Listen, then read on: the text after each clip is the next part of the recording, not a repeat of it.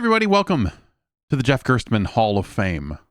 I've been thinking a lot about the Hall lately, and I think a lot of the games we got in are like they're a lot of the big ones that I hadn't talked about in a bit. There's a long list of games that I'm still considering inducting, but it's become a little bit more selective now, or rather, sometimes there are games that are not awesome video games, but there's something about them that still really stands out to me, whether it was their place in my young life, or just like individual features that stood out at the time. And so I think, I've got a couple of games here that I think fit a similar theme in terms of them being mysterious games from my youth. That no one really talks about. It's kind of the thing, I've been thinking a lot about the 8-bit Atari home computers, right? And how like those just don't get discussed. The Commodore 64, I think in a lot of ways has become the dominant talking point when it comes to computers from that era. And the Atari, it doesn't really get its due. Or rather, I don't encounter a lot of people online that are aware of it, really. That's kind of been the fascinating thing about that miniature Atari 400 coming out, is like there's just a lot of people who are just like, I have no connection to any of this stuff whatsoever. And I'm like, yeah, no, I get it. It was a big deal for me for 5-6 years, and then then I got a Commodore 64 and kind of never. I got actually what happened is I got an NES. I got myself a proper Nintendo console, and the computer games kind of fell by the wayside as a result. I have a couple of games today that we're going to be inducting that both fit the bill of games that sometimes, and this doesn't happen anymore, through piracy. You used to encounter games that were total mysteries. It was just a name on it. You didn't even know if it was the full name of the game sometimes, if it didn't have the right title screen or whatever. But it would just be like, okay, what is this? And you'd load it up and play it and have no idea what you're doing for a while, and eventually start to figure it out. But no instruction manual, no real indication of even what type of game some of these things are. And today I've got a pair of games that fit that description, one of which has like a pretty good lineage, I think, in terms of its developer and some of the other work that developer has done. And one that as far as I can tell, the other game we're going to talk about today never actually came out commercially, never actually was officially released. And that's an even weirder mystery. Let's get into it. Let's push this button and go over here. Oh, it's all gone again. Come on now. Oh, there it is. Okay. First game. It's called Zeppelin.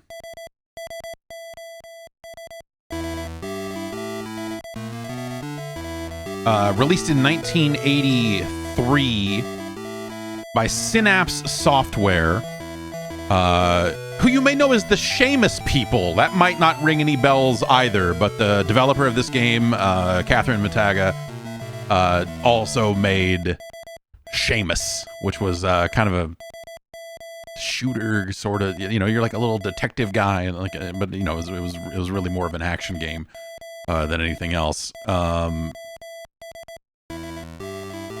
Zeppelin is in a lot of ways very straightforward. We start at level 7 and we descend. And so at first glance, you're like, oh, it's like a Super Cobra, it's like a scramble. I can shoot in any direction, but also I can pick these keys up. Oh god, we don't want to. Oh well, this is going great. I can pick these keys and other items up, and also you'll see these switches in the world that I'm shooting. Oh geez. Sometimes turning the switches off leads to bad outcomes. So this is an auto-scrolling game.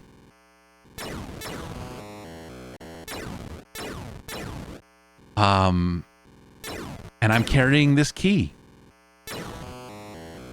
So that switch there turns that barrier. You see that barrier there? It turns it off. We can deposit the key here and pick it up on the other side, or we can just leave the key here because we might be coming back this way.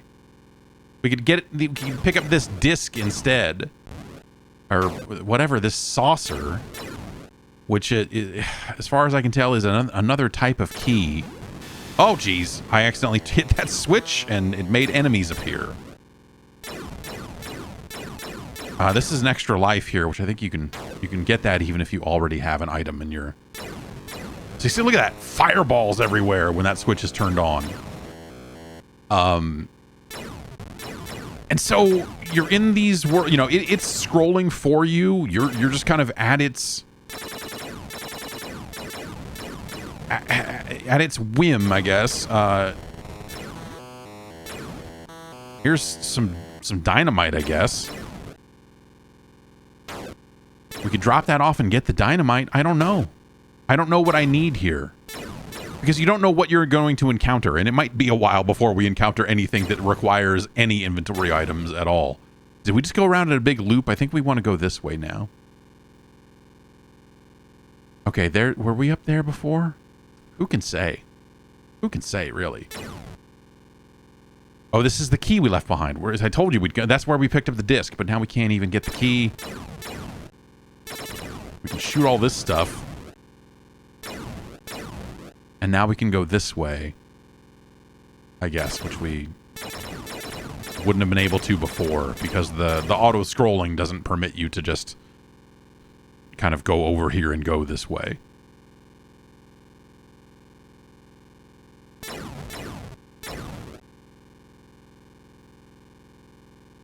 I think what we're going to find, if I remember correctly, is that we have brought the wrong item. What's this switch do? Causes earthquakes and then makes stuff fall from the ceiling. That's okay. Oh, geez. We turned on fire. Oh, yeah. We can turn that off and it'll just turn off those barriers completely.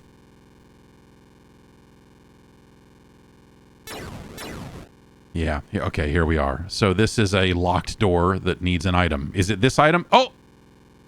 It is. We're a genius. We're geniuses today. And so this may be the end of this level. Okay. Now we need to bring the dynamite.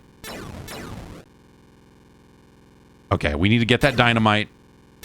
And then we can shoot this plunger and it'll blow something up. So this is, again, when you encounter games through piracy, or when you encounter games through piracy, piracy I don't think is really this way anymore, but frequently, back in those days, you would get a floppy disk that might have like 8 games on it, 4 per side. And sometimes it's like, oh, this game doesn't work right or whatever. Like, it doesn't work at all. Or, you would encounter a bunch of weird stuff and you weren't sure if it was your setup or if the copy of the game was bad or if the copy of the floppy was bad. And so you just had to kind of go by feel. See, we turn that whole wall on. To figure out what the hell you're even looking at. And Zeppelin was one of those games. And again, you start it up and you're like, okay, this, what do we got here? We got it's just, you can shoot in any direction. That's cool. Okay, we don't want to pick this disc up. All we really want to pick up is the dynamite. And I think we've basically looped around.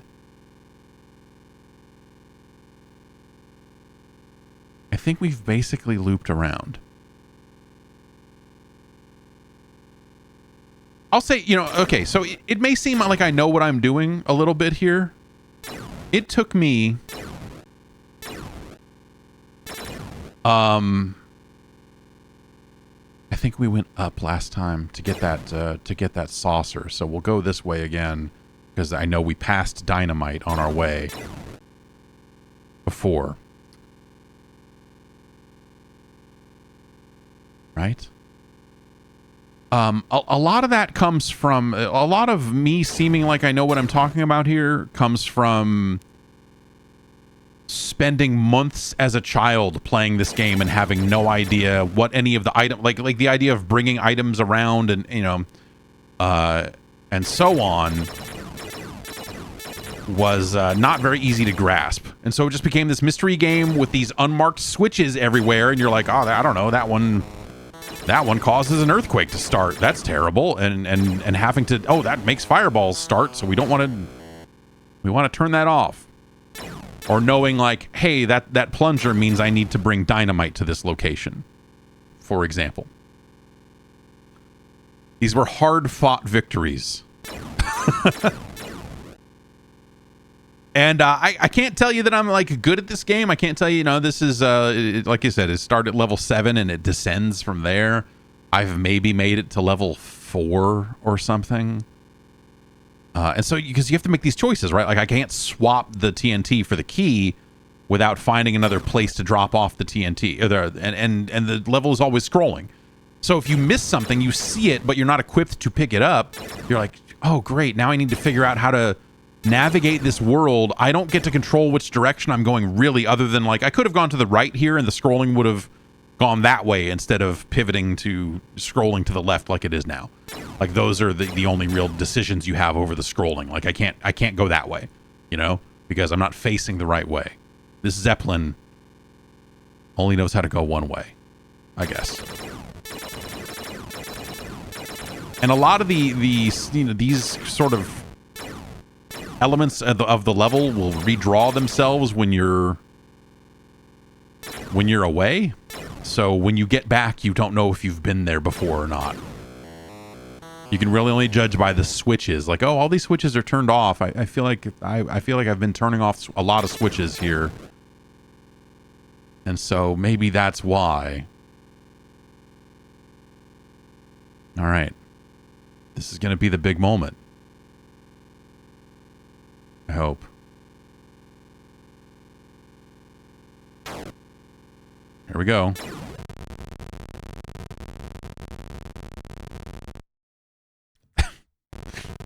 There you go. There's an extra life, so let's go this way. I shot that switch, but it did not do anything visible. We have fireballs turned on. We have enemies turned on. We have this barrier turned on.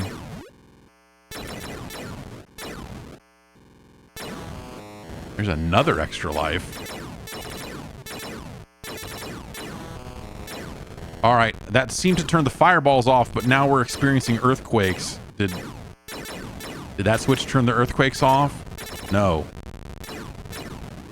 Did I turn the earthquakes on? Or were they already on? They're just only in this area. Oh, God. Okay, so... Oh, what? Oh, yeah. I thought I would have had an invincibility time to get out from under that completely, but apparently not.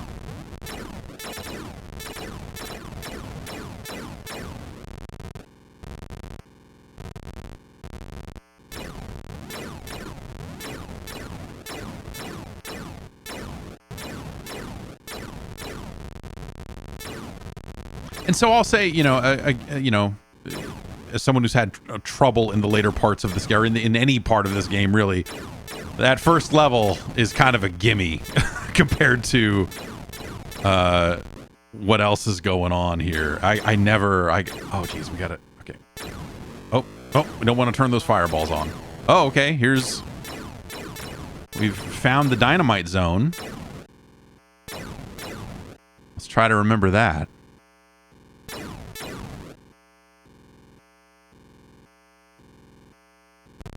And then now we're going back into this earthquake zone, I guess.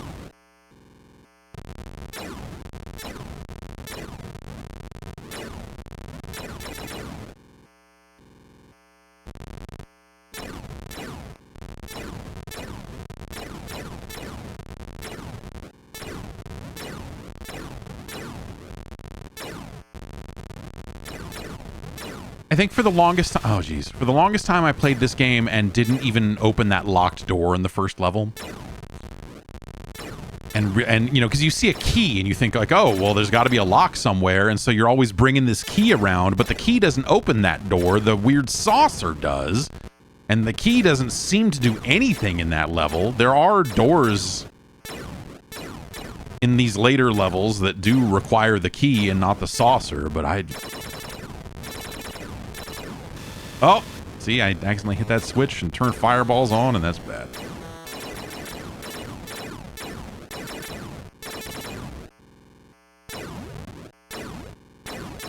Does that switch just do nothing? I don't know. Where did we come from? Okay, I think we came from the top side, so we'll go this way. We just need dynamite. So if we see any dynamite, we got to get it.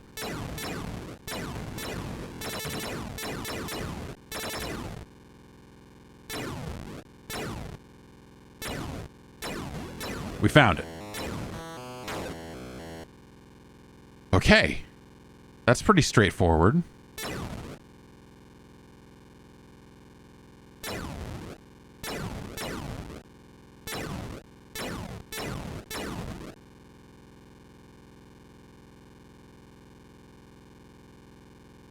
Let's head back over this way. Okay, so are we up and then is this the start of the level again, kind of? I remember having, yeah, okay, so that's the, okay, yeah, we're heading back, so we went, oh, geez.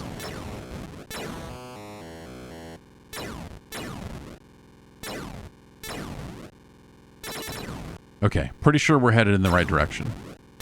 At any point I could screw this up and drop off the dynamite, but let's not do that.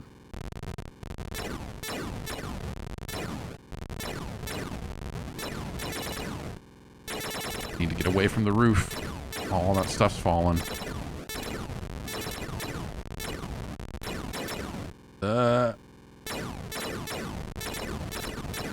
I was shooting, I feel like I was shooting that thing and the shots weren't doing any damage. This game also came to the Commodore 64. That version seems fine. I just, this is the one I remember, you know? It's just how it goes sometimes. And then you have to wonder, like, is there a switch somewhere in this level that will disable these earthquakes? Or is it just permanently on?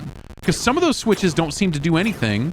Is it a situation where if some of them were on and some were off, and, you know, could I come up with a solution there? I don't think I needed to go there. Yeah, these both go the same way, so I didn't need to.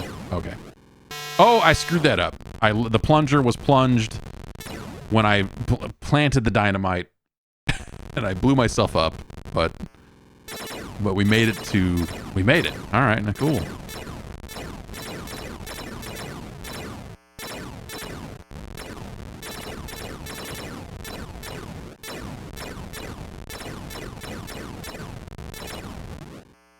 Let's try and hit that switch. Should we get this key? Let's get the key. No, let's get the key. Oh. Okay, well, the key has to work here, right?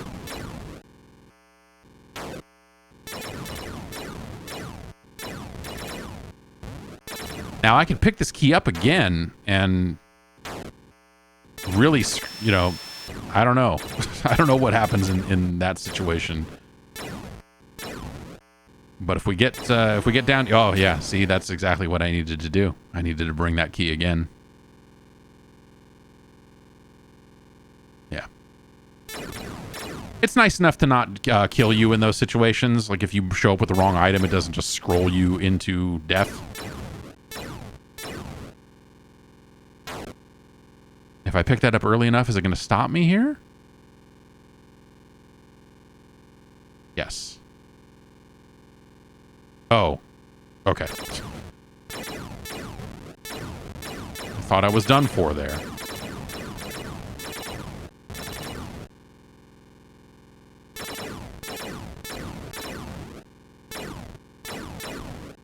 It's fun. I guess I'd also say, like, you know, it is also really fun to return to some of these games as an adult.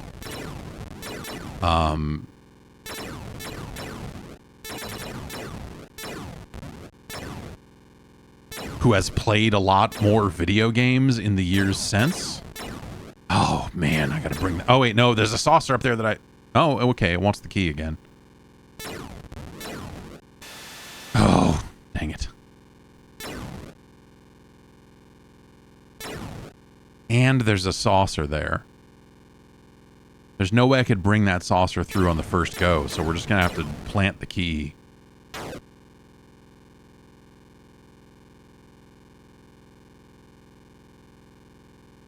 And then,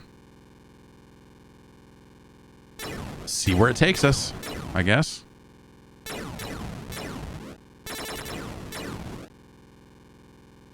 I guess I could wait for the scrolling to turn around and then plant the key.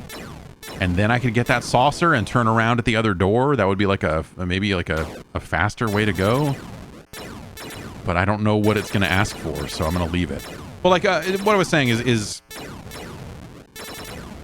a lot of, you know, I feel like a lot of time over the years has been devoted to the concept of, oh, these damn kids are better than me at the video games. To which I am here to say that no. There are games that baffled me as a youth that I look at now and go like, oh, okay, I was just an idiot kid with like even less patience than I have now. And so it's, of course I would not have the patience to really puzzle out these levels in Zeppelin. But for 83, this is, I think it's a pretty interesting twist on, you know, this type of shooter. Again, that kind of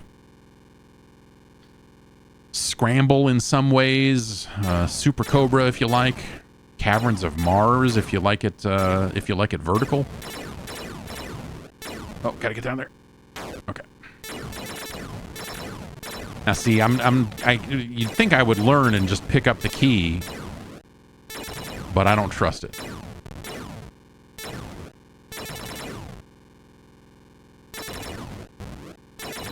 And, oh, well, okay, wait.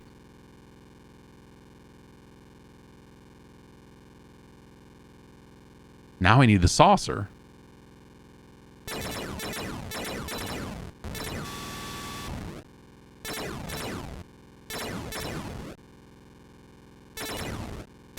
So I needed to do the weird trick that I was just thinking about.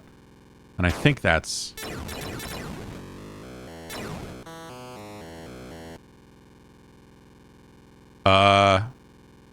No. No. What just happened, man? Oh.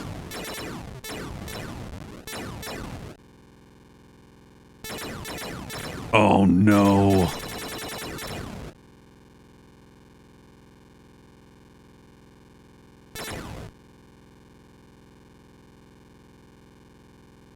So maybe I just need to pick up that key as soon as it's on screen so the game knows to keep scrolling in that direction. Oh, geez. This is just a mess.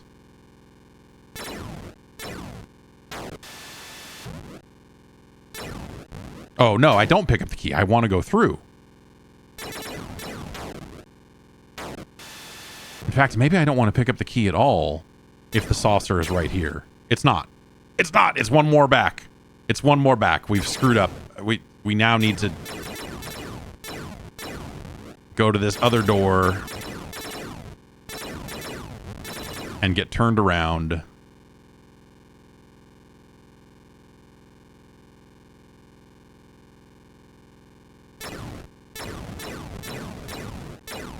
And then we need to quickly pick up the key as soon as we see it down here so that the game turns us around. It's tricky. It's tricky in a really weird way.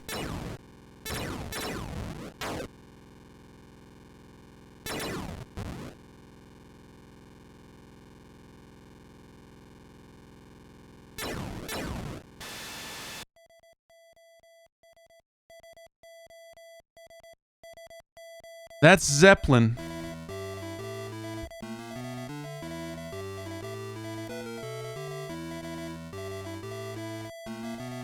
That's Zeppelin for you.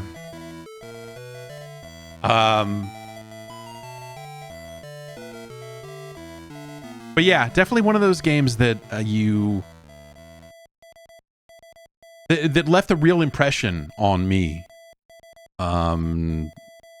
As something more than just the average shooter, right? You know, and I might even also say that the shooting in the game is not like amazing. Like the cool part about this game is that you are exploring this world. You have a very limited amount of control over where you're headed.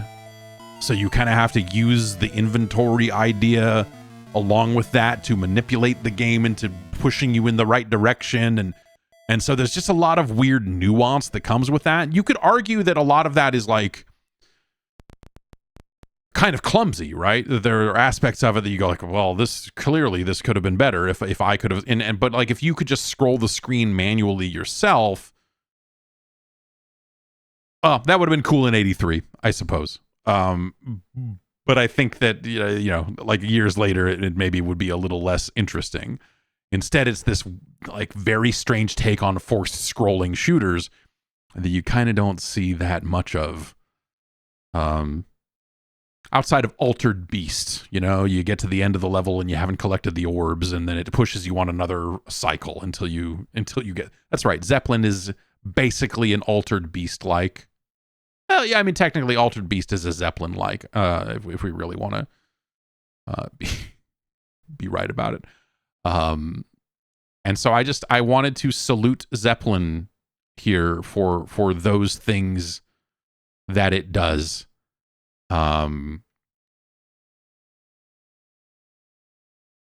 I don't know that this necessarily is a game that holds up in a way that, like, I wonder if players playing it for the first time would get much out of it, because I think a lot of it is very much kind of its era, and also my specific encounter with it. Again, you know, just kind of not knowing what you're in for, and you load it up and you're like, what's this Zeppelin game about? Oh, it's a Zeppelin. Okay, yeah, no, I'm piloting this blimp. Okay, the blimp can shoot. Okay, what do these switches do? Oh my gosh, okay, there's fireballs now. That's probably bad.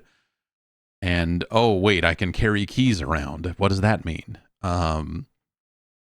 It's a very cool batch of mechanics that at the time you didn't see a lot of. And so encountering that at random on like, what's on the other side of this floppy disk full of bootleg Atari games, and having it be Zeppelin, really struck a chord with me.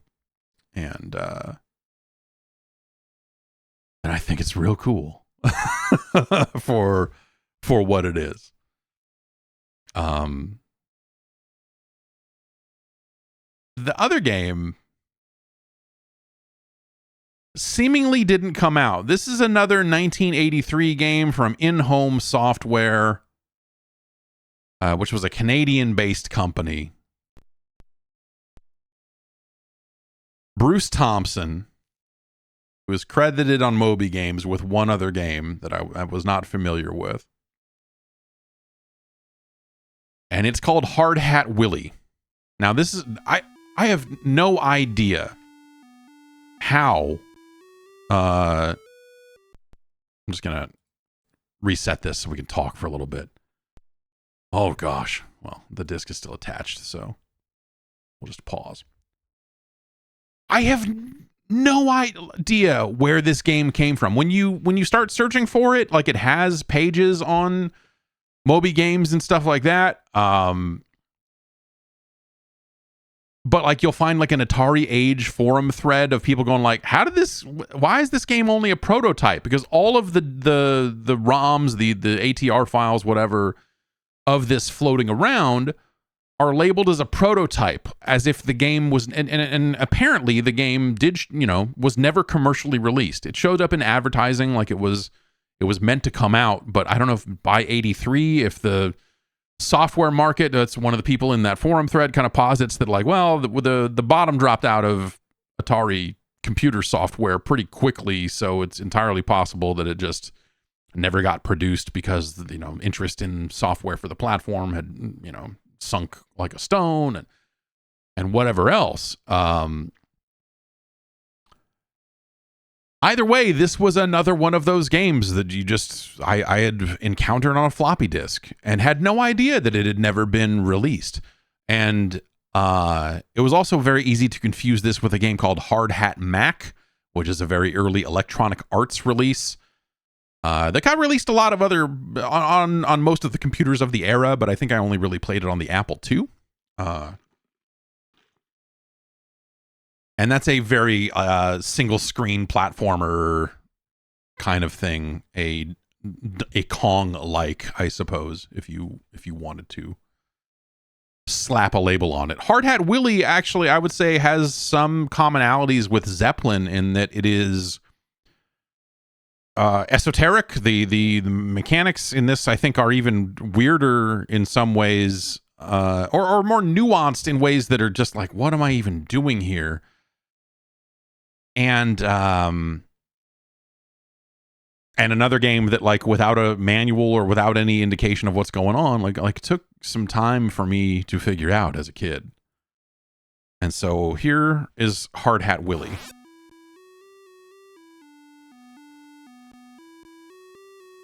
At the onset here, oh, that's why Zeppelin was firing weird, is because there's a turbo button mapped in this emulator.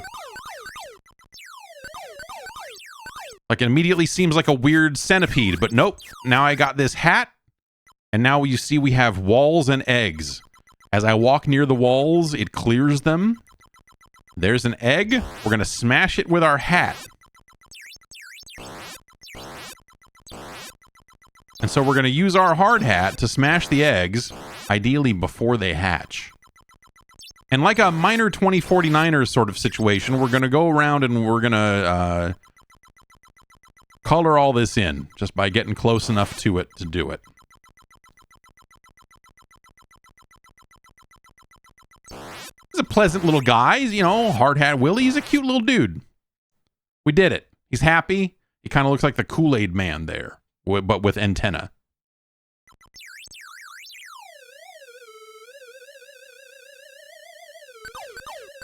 Feathering this fire button to make this happen is a really satisfying, especially like from an audio. Oh no! Oh, okay. The hard hat picked us up this time. I forgot that happened. And one of the centipede pieces got loose in the maze. Okay, we gotta go. Yep. If you don't line that up right, you die. Now we have a different colored hard hat. I forget why. Let's see if we can kill.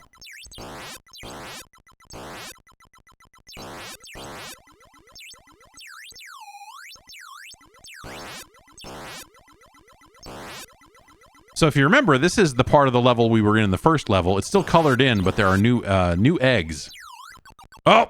Right, okay, so that doesn't work. He stole my hard hat, and so now I can't bust the eggs without a hard hat. Oh, okay, that's bad. I think that's what hatches out of the eggs. And I think we got all the eggs from this area. So we need to go here. If I touch these walls, I'm pretty sure I die. Also with this, that's bad. Okay. So now we're in a new area. That's a... Well, we can't... Oh, is it because I don't have the fancy other hat that I can't break that star? I want to say that's an extra life. Let's go... there's one over there. But that might be level 3 over there. Yeah, apparently. Okay, yeah.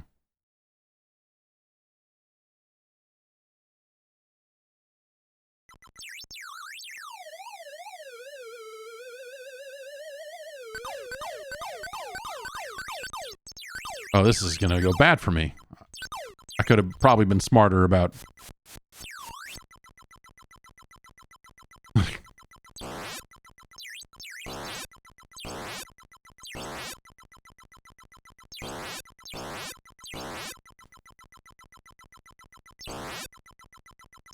So this is interesting because you're, you know, like I'm being dumped back off into the same area, right? And so it's sort of... Part of it is, okay, I need to figure out, like, where's the new stuff? It would seem to be here.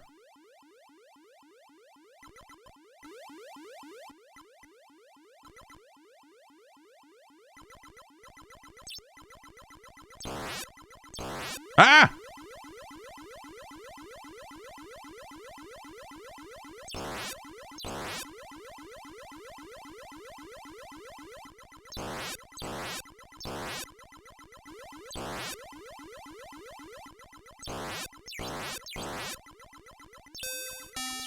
Ah, double points. Okay, and this is the level 2 stuff, which I think we just got everything, but now this is the opening. Okay, so...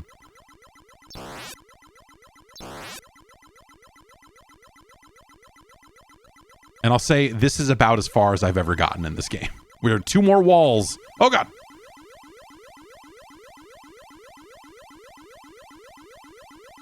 Somewhere. There they are.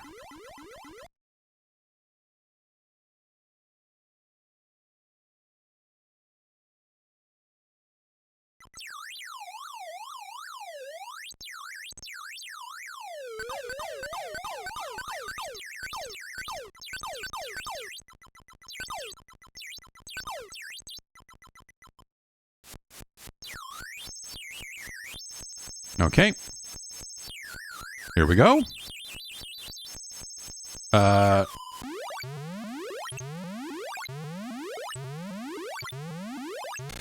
God. Willy just gets smoked. Oh, okay. If I wait, then the bird goes the other way. That's what it is. So we need to go to the right. And do a bunch of careful navigation. I think this game is like cool as heck. Again, like for the era in terms of mechanics and depth and whatever else. Like this is, oh God, no.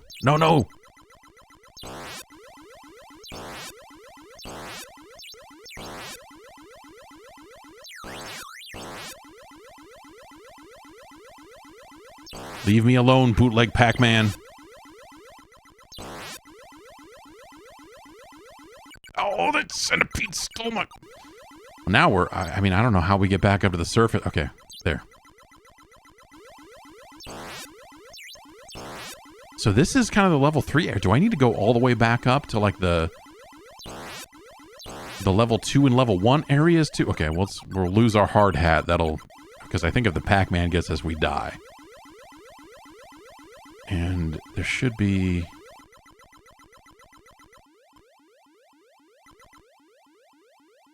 No, why did I think that was going to work? I'm a fool. A moron. A dope.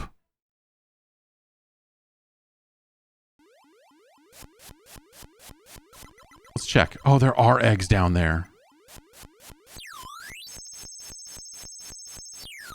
And there's wall there. Okay, well, that might be area. That might be the next level. That's a... Oh, man. So you have to return to all the previous areas, not for the walls, but for the eggs. And I think you need both for the level to end. If I... Yeah, I should have been looking at that. And making sure I was zeroing out both of them.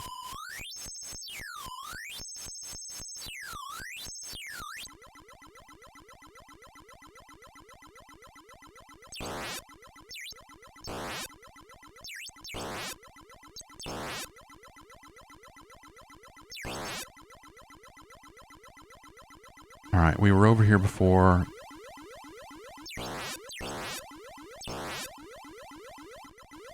Ah!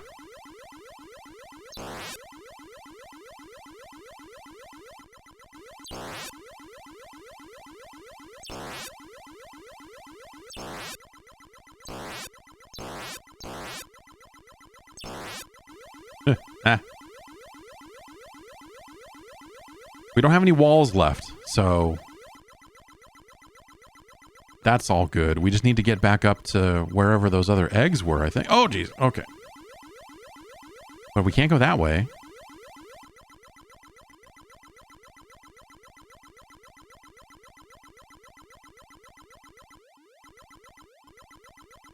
And this is where we came in. We can't... I wonder, maybe if I get the other hard hat, I can bust that one.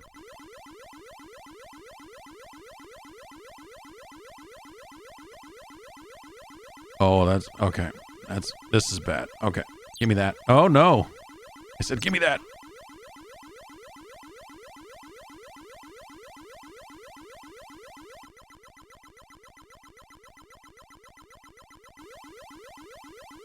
Here we go.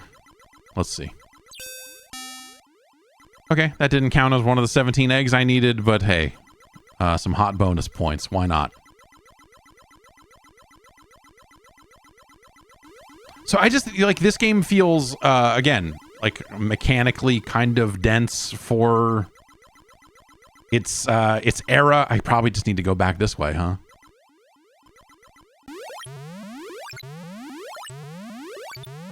Well, that's going to be difficult to learn. That's going to be an annoying pattern to figure out. Unless I can go down here and find... Oh. No, there's no going that way.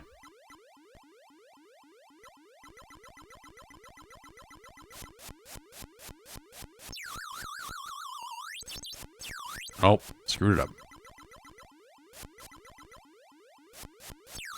Missed again.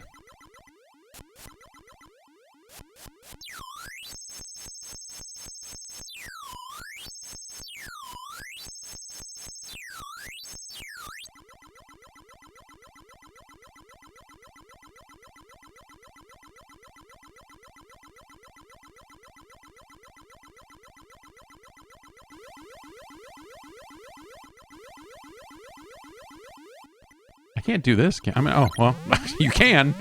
You can do that. You can, in fact, do that. But those walls will kill you. As will the Pac-Mans.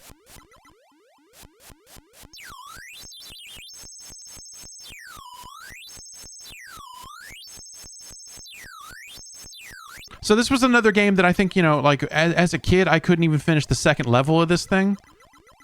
Because it's just like, what the hell am I even looking at? What do I got to do? And I, you know, it probably seems a little bit more... That was a hard hat, right? Okay. Ah! I'll take it anyway. It'd be cool if I could bust these guys with a hard hat. I wonder if I can. Probably not, huh? Oh, I'm dead. Oh, I'm dead.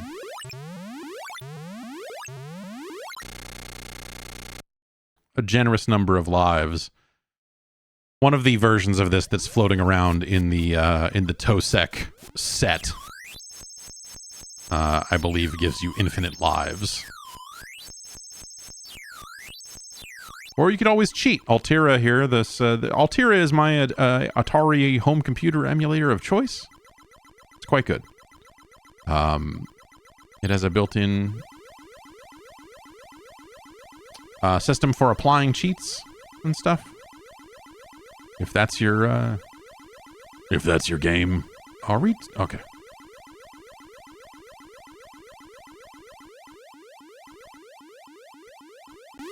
I don't know that there's a way for me to go back this way, or if there is, it's going to require me to stare at that a lot longer than I'm willing to stare at it. My patience still has its limits.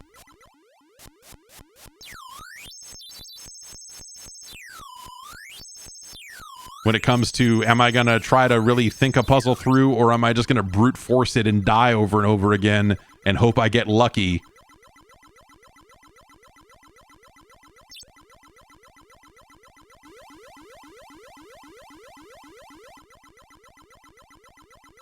Oh! That's just unfair. And look at all this stuff off to the side. Weird spinners, and what's even happening over there? Are there levels to take place out there? I should...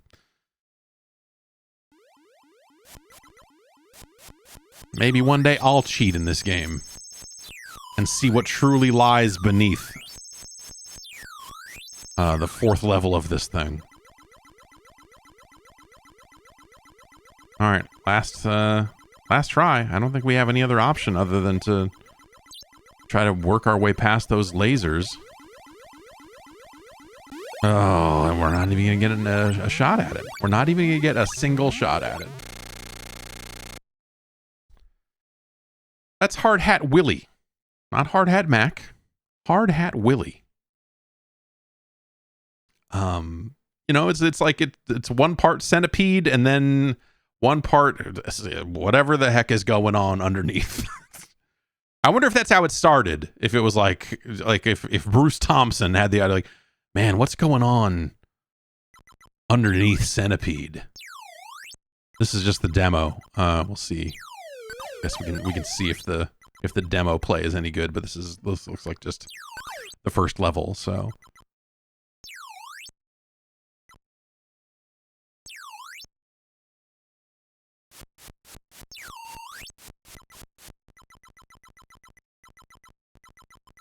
This is probably the most I ever did to learn how to play this game was watch this once as a kid, I'm guessing. Because it does at least play the game, and you go like, okay, I can use the hard hat to... But, you know, at the end of the day, some of this stuff seems like would be at least sort of obvious. Like, well, you get the hard hat, and then what? And then the centipedes will eat your hard hat if they touch you, and then what? And, you know, you can go back up and get another one. And just, it's a weird thing. I don't know. Again, 1983, and we're thinking about this, a lot of the other games that were coming out. Not to say the games were not complicated in 1983. There were plenty of simulations and obviously like text adventures and all this other stuff that was happening in the early 80s and even previous to that. But I think in terms of like games that, you know, on its surface look like an action game, especially, you know, the way Zeppelin might look like a... Scramble style game, in the same way this game is literally Centipede out of the gate. Both of them kind of reveal themselves to be quite a bit more. And I think that's awesome.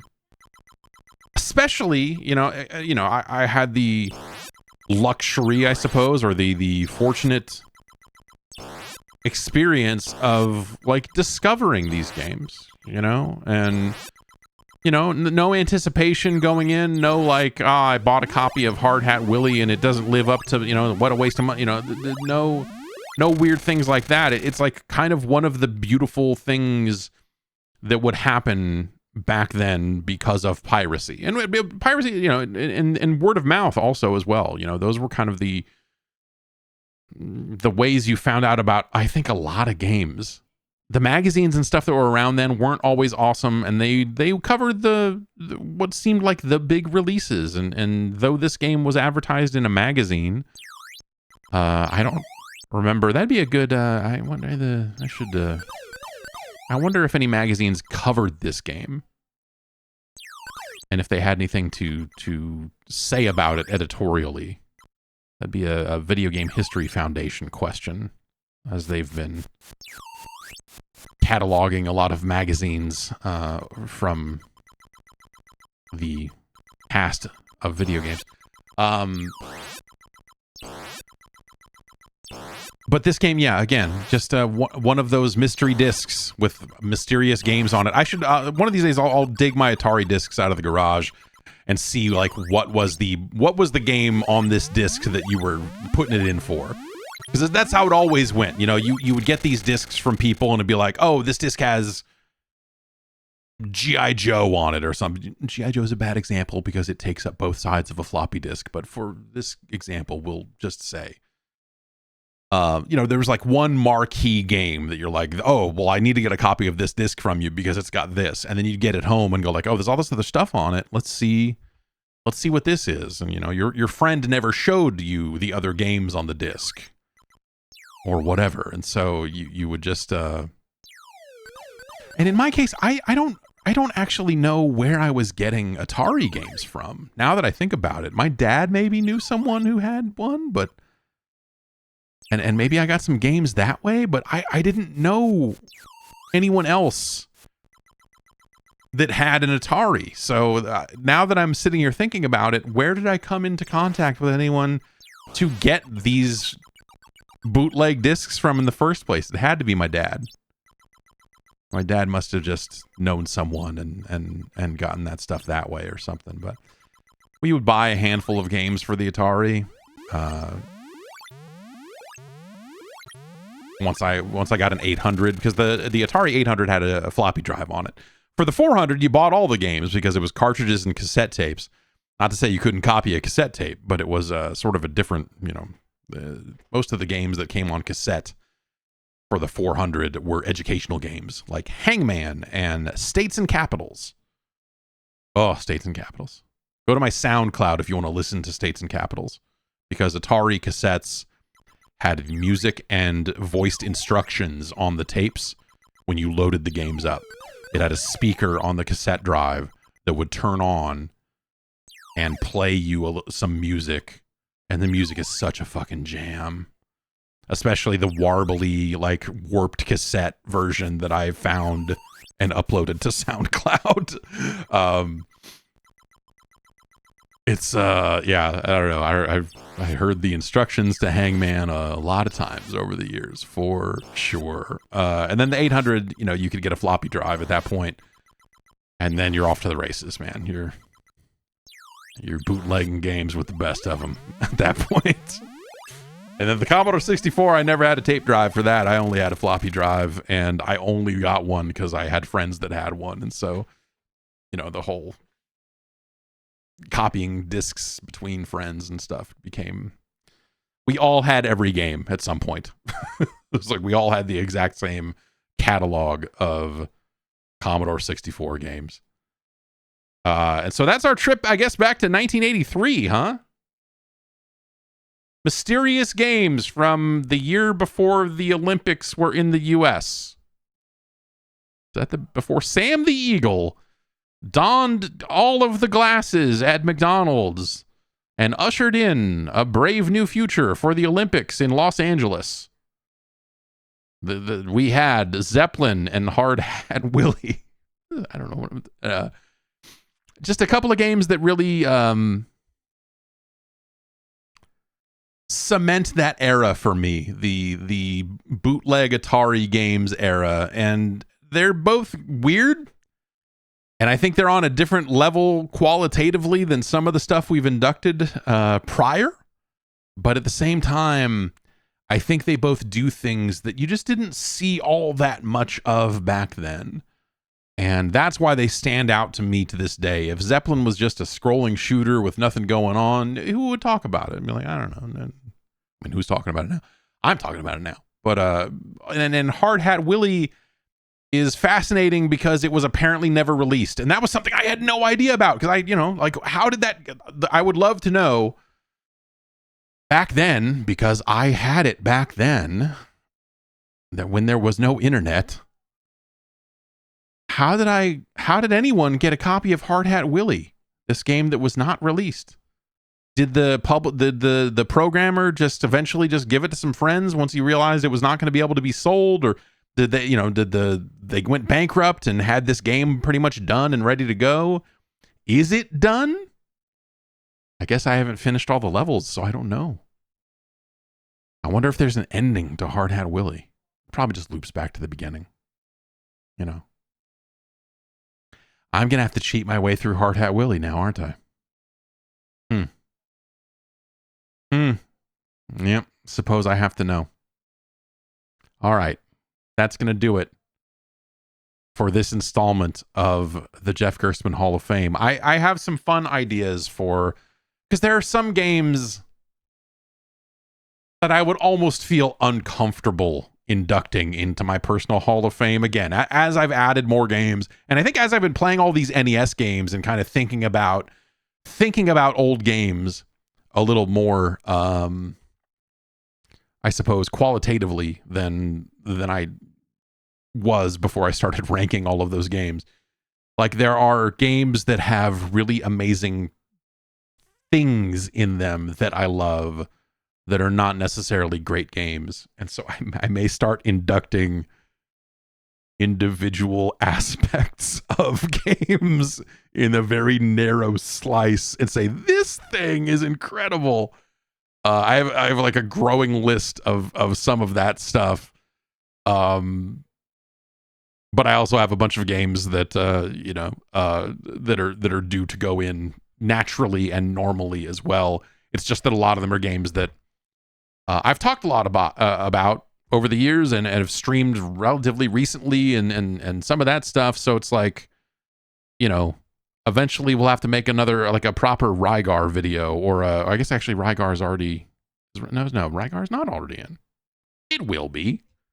But like, you can find me talking about Rygar or Bionic Commando, so that's maybe not the most interesting video to make right now. But I have some other games that are, not on the NES list, obviously, that will make it in for one reason or another. Some Master System stuff on this list. Yeah. But also, there's just some games that are not great games that have little things in them that I have to call out. So I think we'll take a look at some of those perhaps next time on the Jeff Gerstmann Hall of Fame. Thanks, everybody. See you next time.